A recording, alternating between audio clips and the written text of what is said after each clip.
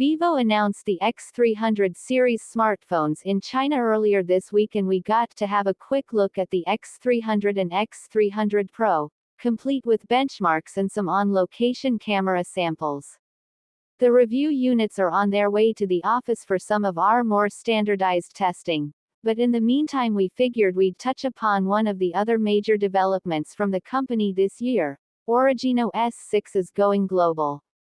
Up until now, Vivo smartphones intended for their home market were the only ones running OriginOS, while the international ones were on a different software branch called FunTouchOS.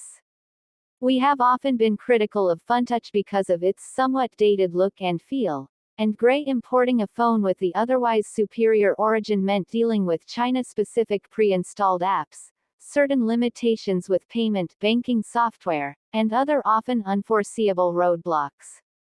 Well, Vivo is putting an end to that, and OriginOS will now be the UI to run all of the future models, Chinese and global ones.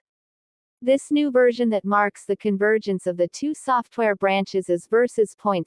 Vivo could have done the Apple thing and gone with a year label, or changed things up with the numerals somehow to mark the occasion, but instead they chose to just increment the OriginOS 5 they had in China.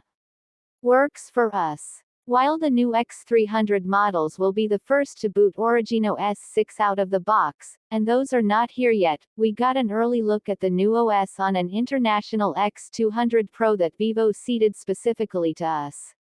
It's a meaningful evolution from the OriginOS 5 we got to see on the Chinese Vivos we had before, another X200 Pro and the reigning X200 Ultra. But it's also a major change coming from a FunTouchOS 15 perspective, what was previously running on the X200 Pro, which is what we'd be more interested in.